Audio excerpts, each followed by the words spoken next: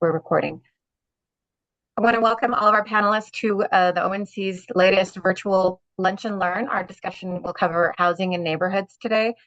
I want to remind all of our participants if they have questions to go ahead and type them into the chat, and then we will answer them at the end of the session. This session is also being recorded and will be uploaded to the ONC's YouTube channel and shared through the weekly e-news as well for those attendees who are not able to attend. And we're on a bit of a time crunch, so I'm going to go ahead and jump right into introducing our panelists. Very fortunate to have this group of people who are experts in this field. Ana Sanchez has served as the director of the city's Department of Senior Affairs since 2018, overseeing a range of programs and services that help older adults age well in the community. The department operates 9 senior and multi-generational centers and supportive services, including transportation, home-delivered meals, care coordination, in-home services, and an information and assistance call center. In 2021, Ana led the city's effort to become an AARP age-friendly community and continues to champion initiatives that promote inclusion, accessibility, and quality of life for residents of all ages, with a focus on housing, transportation, civic participation, and employment. Ana, thank you again so much for being part of the panel.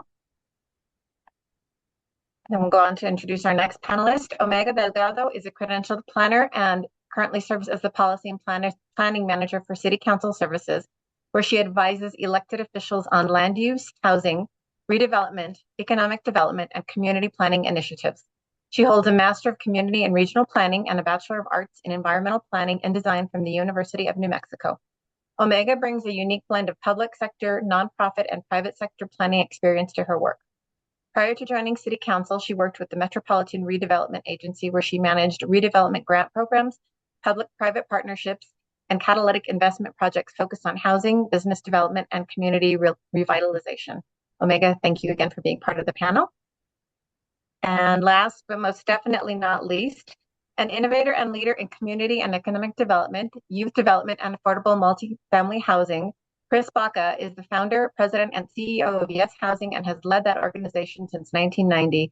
He also was the founder and president and CEO of Youth Development, Inc., which he led for 41 years. Combined, he has over 52 years of leading community-based nonprofits that serve communities in need.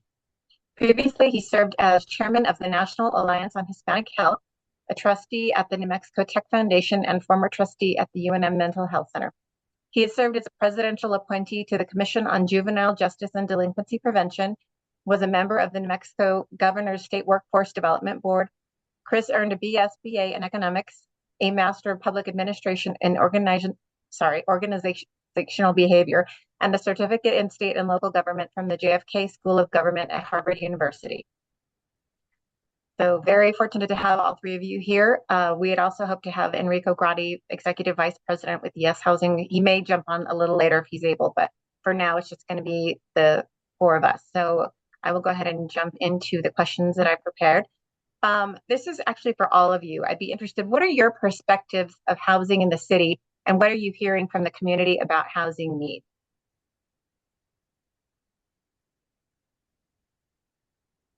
I'll start us off, and then I'm sure my colleagues would equally have contributions.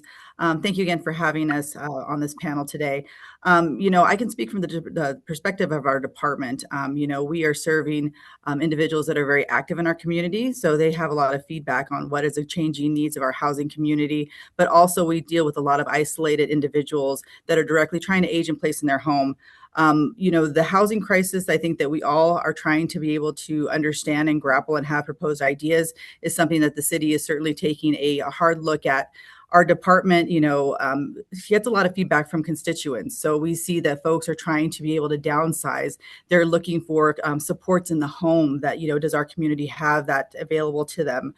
Are looking for moving companies that can be able to work with them to be able to downsize. And really that continued affordability that we're seeing as a challenge, especially in this economic climate where individuals are so nervous about trying to continue to care for themselves as they age in their home that they currently have, but also a tremendous amount of individuals that are becoming nervous about becoming unhoused because due to inflation and other costs, they cannot continue to afford to live in the situation that they are. So that's what we're seeing from the department perspective, but I'll turn it over to my colleagues as well. Chris, over to you. I'll go ahead and jump in here. Yeah, great. So, my work is to look at the community from a planning lens. And so we, base our understanding very much from experience, conversations with stakeholders, neighbors, and also we look at data. So we are starting to see some trends that are leading to erosion of stability of housing in our community. That's, folks having housing choice, mobility between housing choices, and that pertains to, income mobility, availability of housing choice, and then also some demographic changes in our population, where our population is actually getting older, and so that is contributing to, a need in the types of housing in more affordable housing, as well as because our population is getting older, we're actually seeing a decrease in household size. So we're not necessarily seeing uh, growth as more, our city growing in terms of population, but we're seeing household size grow, which means that uh, folks or homes are decreasing in the number of occupants, and those occupants are looking for other choices in which to live. And so that is putting a lot of pressure on our housing stock, not only here in Albuquerque, but across the state, and particularly in our region in central New Mexico, because we are the urban economic center of our city, of the state. So we're starting to see that, and I know, there's some other questions, and we can get into the details of what those trends are looking like. Yeah. Chris, And yes, did you? from our perspective as developers, we see a lot of demand for housing, and there are lots of challenges to developing housing. Um, our thing is what we try to do is look at not only building affordable housing, but building mixed-use housing. I think one of the things that we don't want to do is compartmentalize age groups, where they live, and how they live. I think that's really unhealthy. And so we're very cognizant of when we build something that we don't bring in the affordability concept, which means folks that are economically distressed, and put them in another area that's full of already economically distressed households. So one of the things that we're looking at is really making the developer community aware of what they build and where they build is has to be much more considerate than here's a piece of land and I can get it cheap and I can build a lot of stuff on here. I think that's the wrong approach. Maybe not for the developer, but certainly for the community, it is. I happen to live in a community that's very, very poor. It's probably one of the poorer ones in the city. And we've already have public housing, we have habitat, we have some other specialized housing. And so the neighborhood that we work in, and you know it well, Vanessa, Mhm. um, there's more strains on a community that already has a lot of strains, that is trying to overcome these challenges. So I think from the development community, not only is there the demand, but how we feel that demand is really of critical importance for the future stability, economic vitality, and future of our communities. And I think we have to be very cognizant of those things as we proceed forward. Yeah. Like it's definitely a balance, isn't it? Finding balance. Absolutely. This one is directed, I'd like Omega's perspective on this. What sort of housing incentives or funding are being looked at by the city?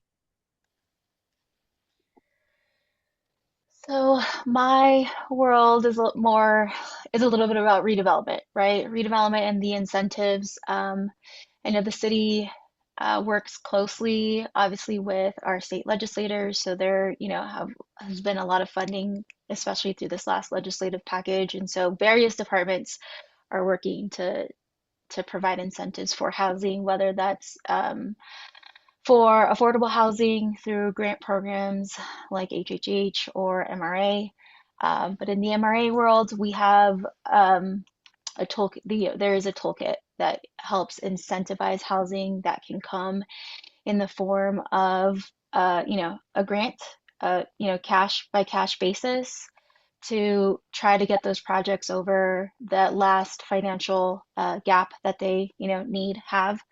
But then there are tax breaks. So folks that are or developers or property owners that are looking to build housing within metropolitan redevelopment areas, they qualify for property tax abatements, which is essentially a freeze on property taxes. In this last legislative session, that tax abatement was previously capped at 7 years. It can now go up to 14 years. And so we, do see that incentive being more popular and more helpful to development. As well as, there are other smaller incentives like, projects in the MRAs can get waiver of impact fees to help, support some of those costs. But we are seeing a lot of, the city will move forward with providing cash or gap financing. I think you'll see that through various departments. But then there's also the incentives that come through the IDO and our land use regulations and trying to bolster and support housing. It's essentially adding in more housing typology, the ability to build different housing types into what are single family character residential neighborhoods, which doesn't mean that those single family homes are going to go away, but it is at least allowing the ability for different housing types to be built within those neighborhoods and then closer to our commercial corridors like Central Avenue, Manal, etc. Manal. Yeah. Yeah. Yeah. Great. Okay. That's great. Thank you. Chris, this is a question that somebody had sent me when I was promoting this event, and they had a question. They wanted to know specifically what exactly is affordable housing, because I think there's some misperception about what people think it is. What is it exactly? Yes, I think what pops into a person's mind that doesn't know what affordable housing is that is cheap housing. Mm-hmm. Let me assure you that the houses we have to build to meet standards for LIHTC as an example, and for the longevity of the process of the buildings, because they have to be put in use and have to at least be habitable at minimum for 30 years. So number one, it's not cheap housing. I think you toured one of our projects, Vanessa, and you saw the one on 4th Street. Yep. Calle Cuarta. Yeah, Calle Cuarta, exactly. Those apartments are better built than market rate and high income apartments, because those apartments don't have the kind of requirements we have. As an example, for energy, we have to be LEED certified, which we try to meet at least the gold standard in that, which means that the materials that you use have to have high integrity. The envelope of the building has to be tight and energy efficient. The design has to be such that it is not only built well, but then it's built in a way that assist in the community, having eyes on the neighborhood, crime prevention through environmental design, SEPTED, all of that. And then all the other things we have to put in there that to support a family, because we also build, for instance, on our sites, raised garden beds. There's always workout rooms. There's always community rooms, and there's always computer rooms for the families, and then there's playgrounds. So it's really the opposite of what may pop into most people's mind, that it's cheap.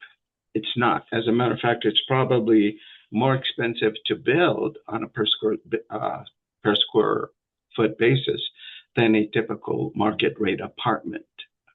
So that's the first thing. And then the other thing that we have to do that I think, and the first thing we do anyway when we're going to build in any community is we outreach to the community. We have a long engagement strategy to hear from the neighborhood leaders what they want. Mhm. And we have to incorporate a lot of those into the design, even though sometimes it's not called for in the design itself. So it's not cheap housing. That's what I want to put out there. No, definitely not. And I've noticed that with yes housing developments in particular, the other feature that stands out is that they all seem to have a community garden of some sort, Mhm. which I think is really great. Well, one of the underlying thing is that we and I think Ms. Sanchez probably knows that some of our seniors, especially, don't have access to quality produce. They're not shopping at Whole Foods. So if you can't do that and really supplement when you really need a healthy diet, it's up to us to actually produce it on site.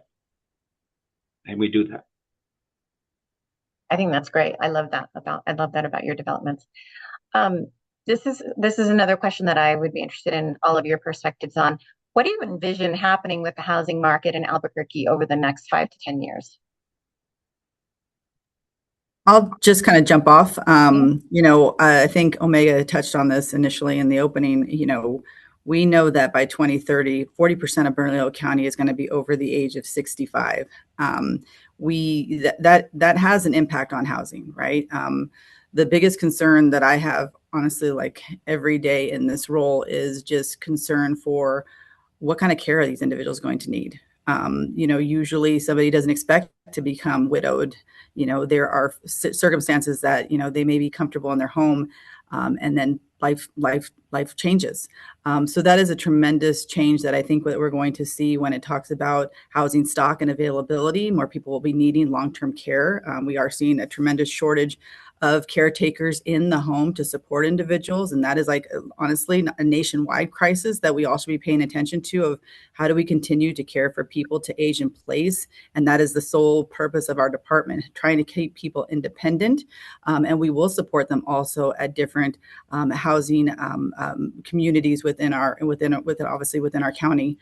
So that is what we're definitely seeing. And it's just something that we need to pay much more attention to, about how that plays into availability, and also continued opportunities for us to develop our community for all ages. I couldn't agree more with Mr. Baca that, mixed housing is really to make sure that all of our generations can continue to live, grow, and age in this community. Great. Yeah. I think in terms of the outlook, 5 years in the development world is basically nothing, right? Not a lot can happen in 5 years. What we hear, from the development community is that projects are becoming increasingly more difficult to pencil. And I think, Chris, you touched on that the cost to build is extremely high. So it's not an availability of land issue. The city has been working over the last couple of years to provide flexibility in its regulations. It's the cost. And so I do envision the market still being stressed in the next 5 years, in the next 10 years. And at the same time, like Anna said, our population is going to continue to age. Right now, the median home price is hovering at about $315,000. And, the median income within the city, where did I put that, is actually, I don't have this. Oh, for a one-person household, that's about 50,200. Two-person, 57,000. Four-person household, 71,000. So it becomes increasingly difficult for folks to, one, purchase housing. And, Albuquerque is, not only is its population aging, its housing stock is aging. So we have a large percentage of our housing stock classified as Class C, which essentially means that it is in need of repair and maintenance. I recently purchased a home. I had to redo all of the electrical, redo all of the plumbing. Like, there's just an increase, and that's going to continue to occur. And as folks age and they're relying on their retirement funds, there's not a lot of discretionary funding to put that money into the home. It's going to your everyday cost of living. So I do envision those to do see that those continue to be stressors. However, I do see, our elected officials, our legislators, and the city and developers and other nonprofit groups, they are working to try to work, address those factors and bring in more sources of funding into our community to help address the issues. And the cost of building homes, like you were talking about, Omega, with having to make repairs to your house, is the overall cost of building, is it tied to the materials? It's tied to labor? Is it probably a combination of all of those elements, right? Yeah, it's both. The iron as an example, lumber, microchips. I mean, all of these newer developments they're run by computers. You have a lot of computerization going on within the development, and all of those costs have risen dramatically over the last few years. It was already going up around COVID, and then it took off, even more expensive. And so, to Omega's point, she probably bought an older home and then had to, because that's what she could afford, and now she has to go back and actually put more money into it. It's actually almost cheaper to do what she's doing it. That's a smart way to do it, because if you buy a brand new home, as she just mentioned, the average cost of a new home is $315,000, and that's probably 1,400 square foot house. So you just pencil that out in terms of a price per square foot. It's probably over $300 a square foot. If you were to try to replace a home like that, 1,500 square foot, what's that? 450,000. And that's the thing. So you're kind of driven into the market of trying to find an older home, and then put a lot of sweat equity and out of pocket money for you to actually get it to be habitable. Yeah. And so, as was mentioned, the aging of our housing stock, is really a challenge that we have to overcome, and we can't overcome it with housing construction costs being so high. Yeah, and they definitely are, for certain. So I'd like all of your perspective on this question now. The inspiration for this session came to me when I attended the opening of Calle Cuarta, and I was really pleased to see that there was so much buy-in from the neighborhood folks, and that's what I thought it would be an interesting discussion. So I wanted to get y'all's perspective on how can affordable housing contribute to neighborhood vitality and longevity. I'll take a shot at it, since we were at the center of the eye of the storm over when they did that new development. The conversations we had with the neighborhood were very productive. They had a lot of good ideas. They know what they wanted, right? And they knew that it was going to be affordable. But they also wanted more amenities that could be shared with the community. They wanted more consideration of exactly what Director Sanchez is doing, more services for folks of older age. They asked for a center for all ages, which we're working on with the county, by the way, right next door.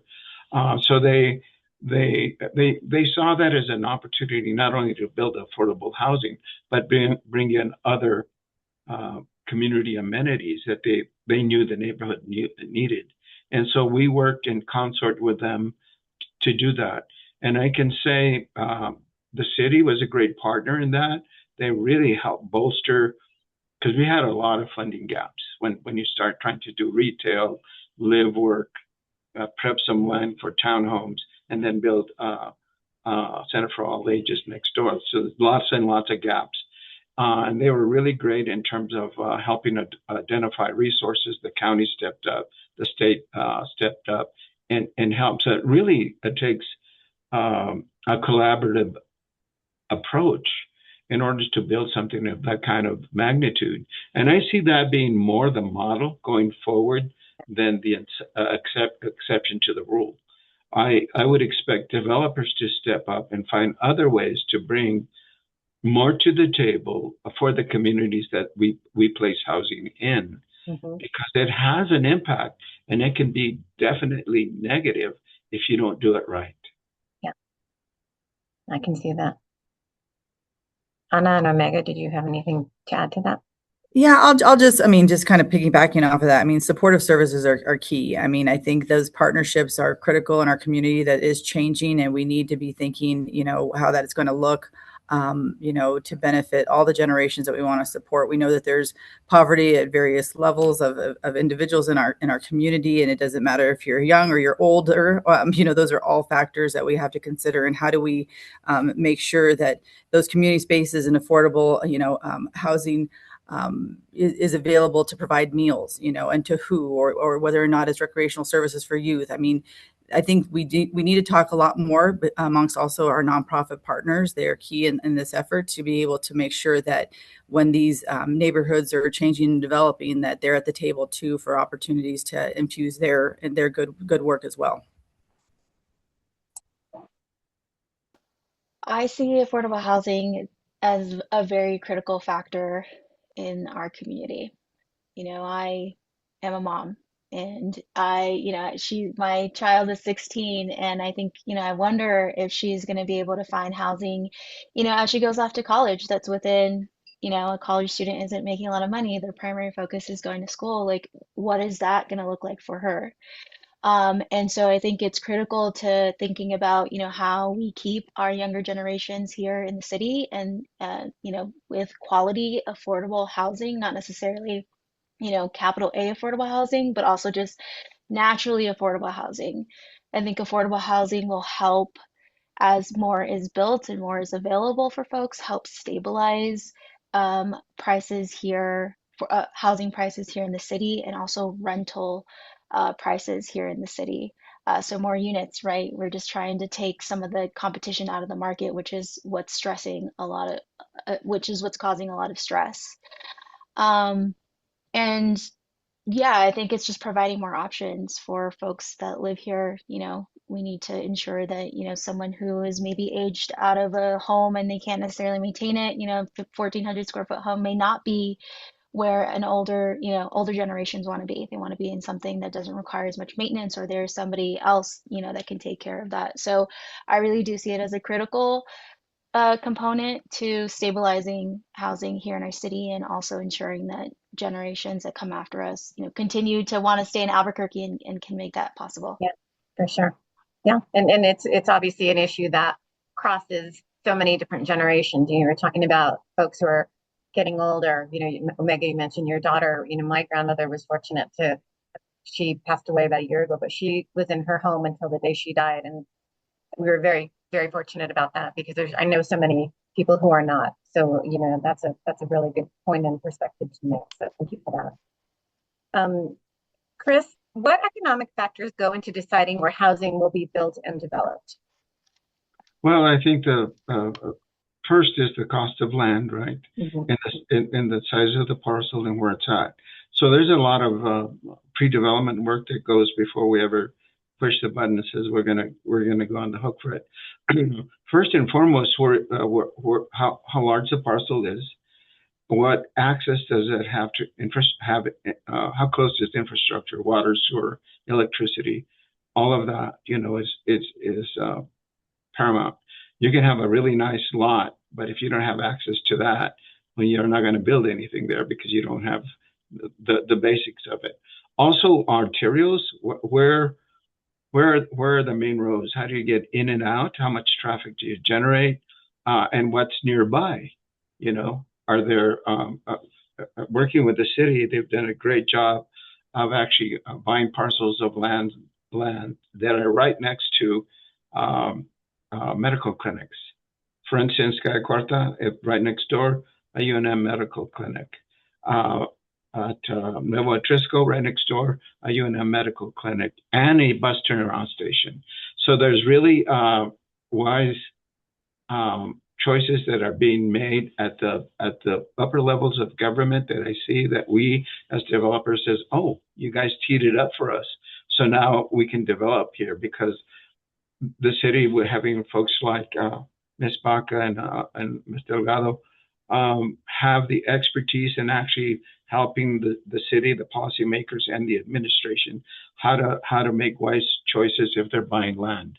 And then they're already thinking ahead and saying, okay, this is where we can do an infill development. We'll take the land down, we'll incentivize it. Now we can build something.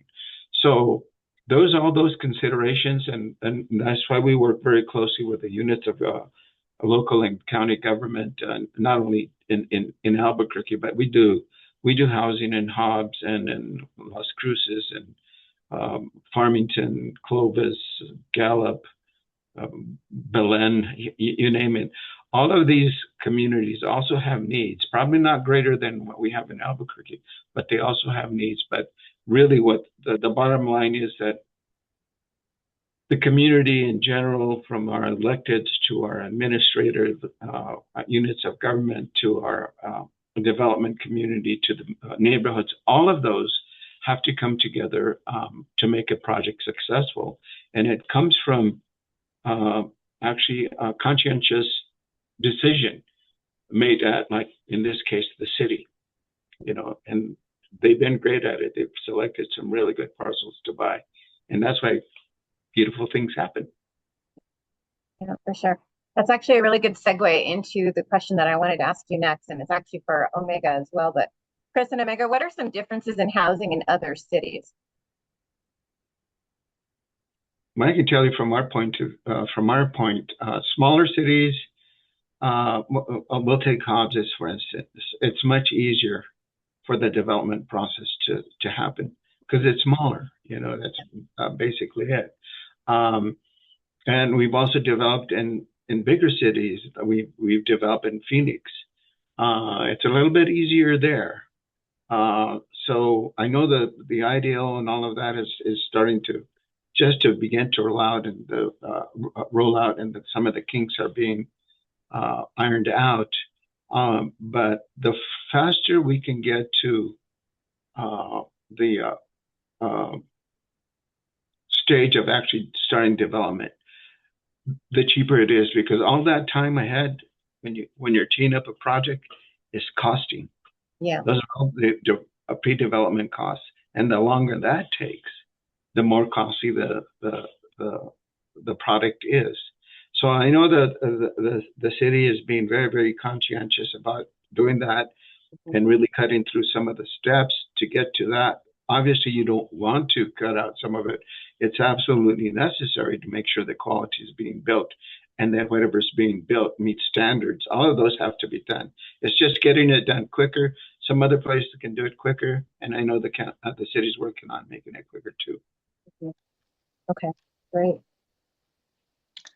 What I'm seeing in other states, New Mexico has the anti-donation clause, and that has, there's two sides to every coin. There's a pro and there's a con to that. But the anti-donation clause does essentially say, as a public entity, you cannot give funding to a private enterprise.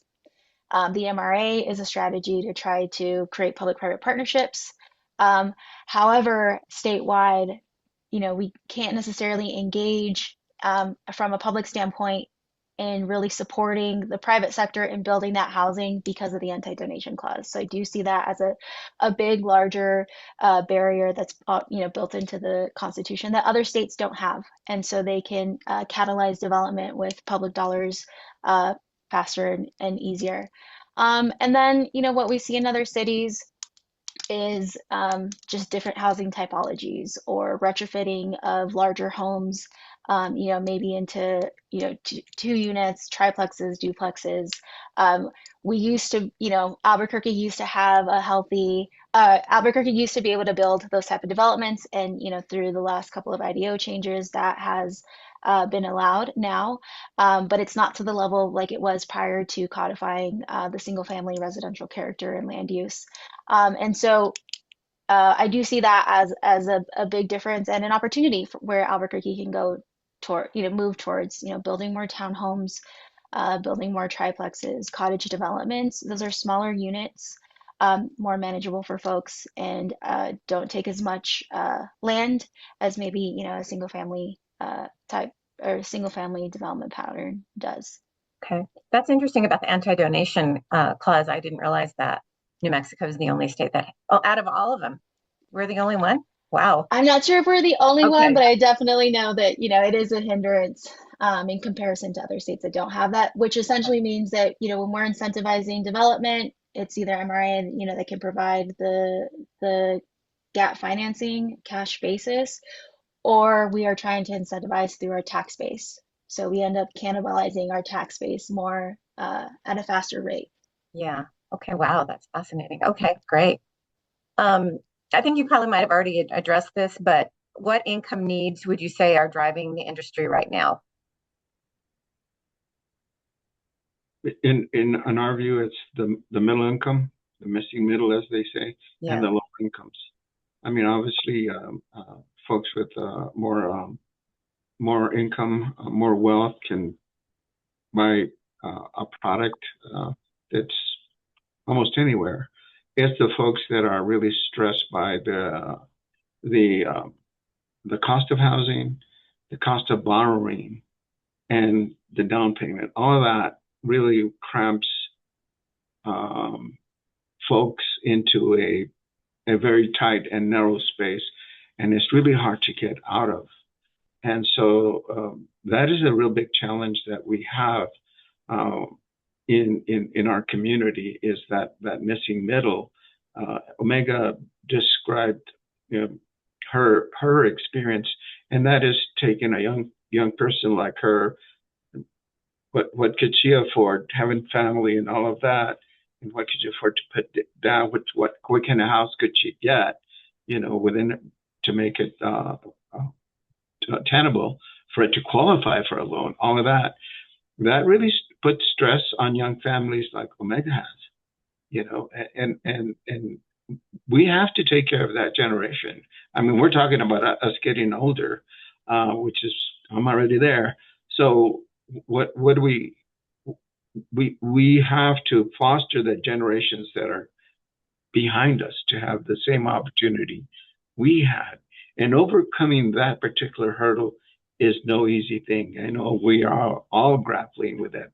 We all want to get it done, all the way from the governor to the mayor to the director of city director of planning and senior housing, and the city council. We're all trying. It's not for lack of effort that it's not happening. It's just that it's so difficult to do, especially in these times when costs are so high. Yeah, I'm just going to kind of give also a personal account. I'm part of the sandwich generation. My parents are in their early 80s, still living in a single family home, wanting to downsize. My concern, of course, is what that looks like for them. Too much yard, too many plants. I also have a 16-year-old daughter, so Omega can feel that, that concern for, will she be able to afford a home, hopefully here when she returns from college or stays here. And, we talk about, generational wealth. I mean, for most folks, whether or not you were able to borrow a loan, or if a family member has a home, the city's made great strides with also, council support, just conversations about accessory dwelling units, right? And the casitas conversation. Many folks, how do we be able to think about that long-term for our community, where, the casita is available for the aging parents in the back, or to be able to rent it out for income. We need to be smarter about making some of these choices where we are long-term planning for all ages as we grow older here. But it is concerning because, I hear it from seniors every day. And I had a great conversation with a gentleman that lives in one of the mobile home parks, right? But his land cost is going up because it was sold to another developer outside of the state. He owns a mobile home unit that he's lived on there for years. He comes to us for meals, and we bring him transportation to the nearest center. But he is worried because, his Social Security is not covering his expenses, and now his utilities have gone up by $200. So he's like, also the companies are saying you need to have a nicer, newer mobile home in this area.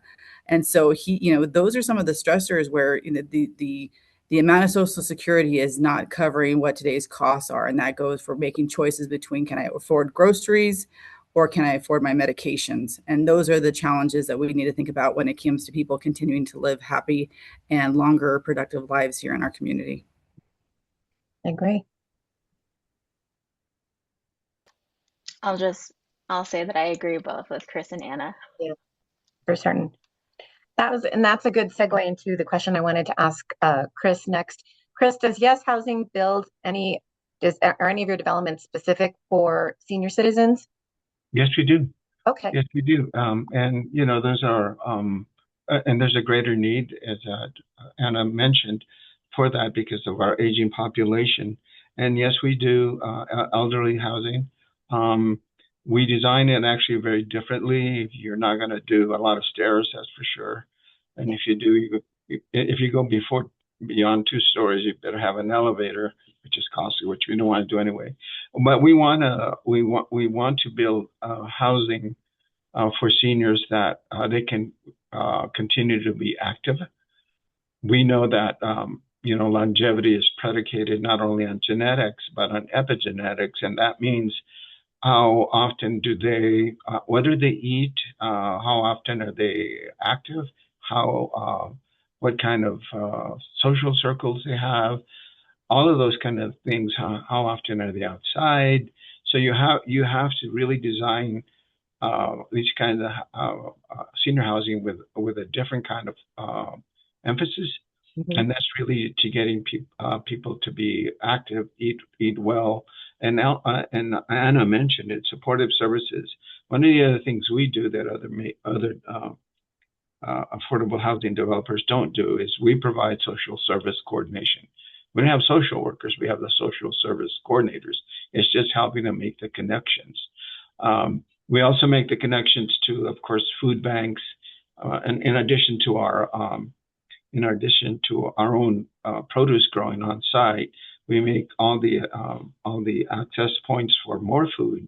And because, as Anna was saying, that $200 payment, the individual she was talking to just killed his food budget. What do I eat, or do I pay my utility bills? And that's a really bad place to put anybody, but especially folks in the latter part of their life. So we try to address those when we do senior housing. Those are the issues that we must focus on and trying to mitigate before we ever nail one 2x4. That makes a lot of sense. And I would consider that an amenity as well, in addition to the other physical details of your developments. That makes a lot of sense to me. Would you consider, and this is something I'd like your perspective on, would you consider senior housing to be an economic driver?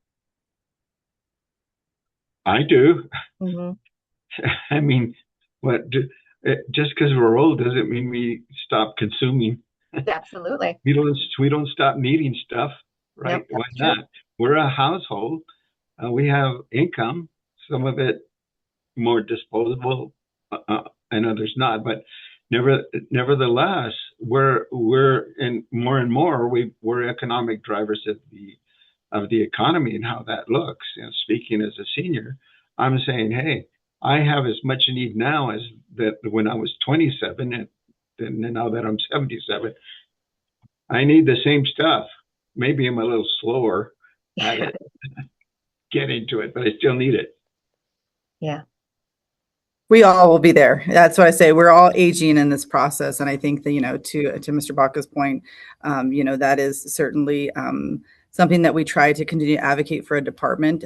Just because you're getting older doesn't mean that you don't contribute to the economic vitality of our community. We also have a lot of individuals that continue working longer by choice or by need. Those are different factors, right? Everybody's situation is unique. We just need to be smarter as community supports, trying to be able to assist those individuals in their journey. And so that's what at least our department's perspective is. We don't want to never discount an older adult. There's still so much more that we want to make sure that has tons of impacts on other community needs, healthcare. I can go on and on. We need to keep all our folks contributing to the vibrancy of this community. Yeah, and I agree. Older folks definitely contribute to this, the economy. They eventually we're all going to need more healthcare assistance. We're going to have more healthcare needs. So that's, we have a large healthcare industry here within the city. And so that's job creation. That's funding into our property tax base. That's GRT generation. And especially in a state, in the city that's very dependent on, property tax and GRT, a healthy property tax and GRT. We definitely want to see those increase over time. And that's what even new development brings, right? You're building in new development projects, new senior housing projects. You're taking a vacant land that's not producing a lot of property tax.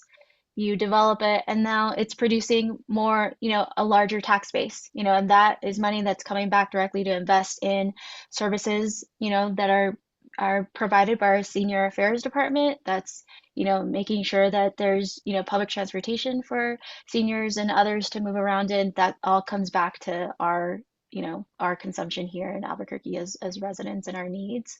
And then, there's the factors of, maybe a senior may not be working, but sometimes, families rely on, grandmas and grandpas and, to watch their kids, and they supplement, the economy of a household in those ways as well. Yep, all good, very good points. We have a question from one of our attendees, Michelle Gaidalis. Sorry if I'm mispronouncing that. How is Albuquerque incentivizing transit-oriented dense development that also includes walkability to keep everyone active who may not want to or be able to drive? Is there an incentive to get grocery stores or pharmacies near these walkable areas to alleviate the need for gas for cars for short trips? So I'll take go ahead, Omega. I'll take the stab at the first question. Right, planning, we look at the idea, we look at the comprehensive plan. So the comprehensive plan has designated certain corridors in our city as either premium transit, major transit, multimodal, main streets. All of those come with the idea, especially premium transit and major transit, of transit-oriented development. So the idea is to adapt our infrastructure for higher frequency public transportation service, and also development that can couple folks living closer to those corridors. And through that, there are various incentives like lowering our parking requirements so that our land use doesn't necessarily have to go to pay for, or doesn't have to be used for parking, but it can be used to build another unit. It also allows for higher density, higher heights, essentially to accommodate more housing units. So that is a very systemic way through our regulatory process that the city incentivizes development to accommodate housing and transportation together. And, Main Street corridors, they come with the adaptation of better sidewalks, better crosswalks, safer pedestrian circulation for people to be in, and, more bike lanes for people to use alternative transportation, ride a scooter, etc. Yeah, and from following up on what Omega said, our last 4 developments have all been transit-oriented because we wanted to make sure, and this is in concert with the city, that that walkability was a big factor, right? Or public transportation was a big factor. For instance, the Imperial building, the aim there was to get a grocery store downtown, and we were able to do that. So that's one. Well, with Trisco, over on Uncertain in Central. Also, a bus turnaround station, a UNM clinic next door, a library, and then we, along with Master's Development, started a food truck plaza. Calle Cuarta, right next door to a UNM clinic, to a soon-to-be-built Center for All Ages. Consciously, we built a walk trail that connected to the Alameda Drain Trail that connects to the Bosque Trail. And then it has access to bus service. The other thing, the big project we're doing is in the South Valley, and that is totally walkable, conscientiously, because there are already ditch banks. There's already trails there along the Bosque. There is a rail runner.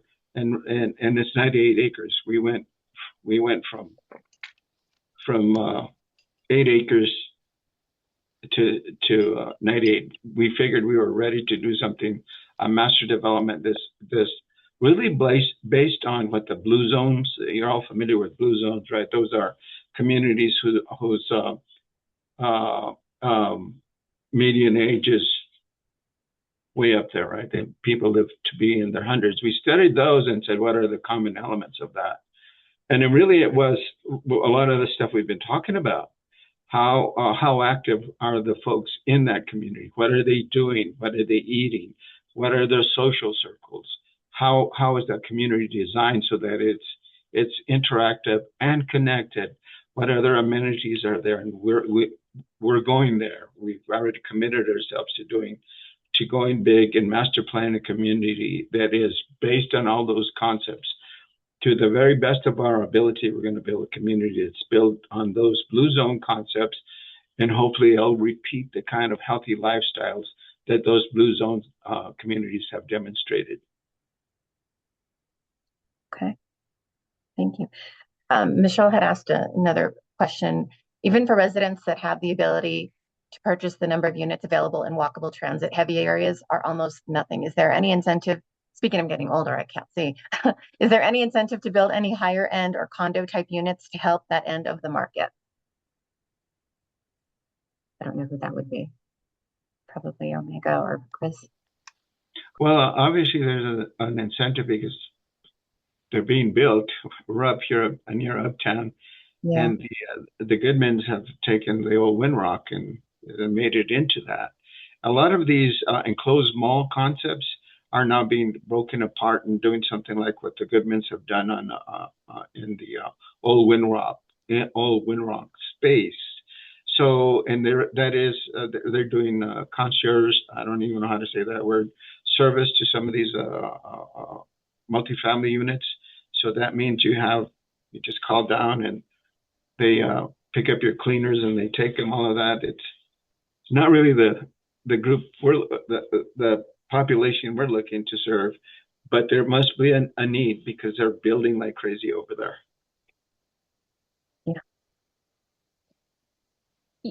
Yeah, I would say that, like Uptown, the Northeast Heights, that's where we're seeing a lot of the market rate development going. Um, we have seen some market rate development along Central Avenue, and that's particular to the new regulations with the idea on the comprehensive plan. A lot of our Central Avenue corridor is already encompassed as a metropolitan redevelopment area, so they qualify for all of those extra incentives, especially, the tax incentives. So that helps incentivize mixed income development. Do I know specifically of one happening right now? Not really, but those incentives are there for when, developers are ready to apply for them. So I would say those are passive ways of incentivizing. And then, I'm sure we'll see the city also publish RFPs where they can actually, say, we have available funding for projects that, are mixed income, bring a certain number of affordable units, but also bring more market rate type housing. What we hear is that the preference is for mixed income projects because of you can balance the cost of a unit by, supplementing the affordable units with the market rate housing. Okay. I didn't know that as well. So that's interesting to know. Well, thank you, Michelle. Well, I know we're getting ready to wrap up. I wanted to give our panelists one last opportunity if there's anything that I didn't cover in my questions or that you wanted to add to the discussion. Or did I do a pretty good job of covering everything? Well, good. Well, thank you all so very much again. Ana Sanchez, Director of Senior Affairs, Omega Delgado, Policy and Planning Manager for City Council, and Chris Baca, CEO and President of Yes Housing. This was wonderful having the three of you on to talk about housing in neighborhoods. I really appreciate you taking the time. Just as a reminder to our attendees, this session is being recorded, and I will upload it to the ONC's YouTube channel and send it out in next week's weekly e-news. So thank you all again so much for taking the time to be part of this. I appreciate it. Thank you so much, everybody. Have a good day. Have a great afternoon. Bye-bye. Bye-bye.